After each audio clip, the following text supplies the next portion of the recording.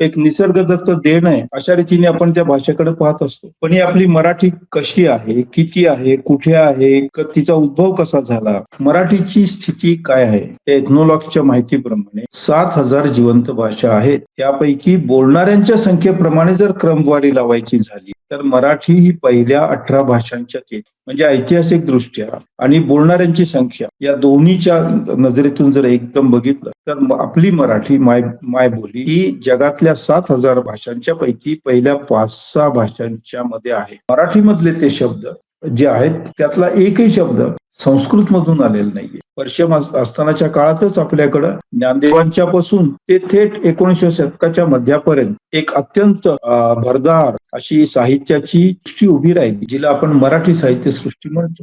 पेशव्यांनी छत्रपती शिवाजी महाराजांचं राज्य उधळलं, पण आपण आपली मराठी, तुकारामाची मराठी, ज्ञानदेवाची मराठी, कुसुमाग्रजांची मराठी, नेमाडेंची मराठी, चित्रेंची मराठी, कोलटकरांची मराठी, सुर्वेंची मराठी, रसाळांची मराठी सांभाळून ठेवणं हे आपलं कर्तव्य आहे. कर्तव्य जर आपण केलं तरच आपला भाषा दिन हा खरोखर साजरा होऊ शकतो.